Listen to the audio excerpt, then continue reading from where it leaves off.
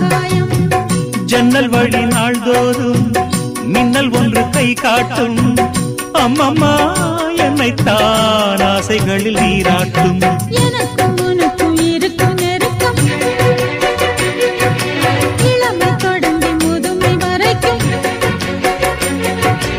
இரவும் பகலும் உறவை வளர்க்கும், இடையில் இருக்கும் தடையை தகர்க்கும்.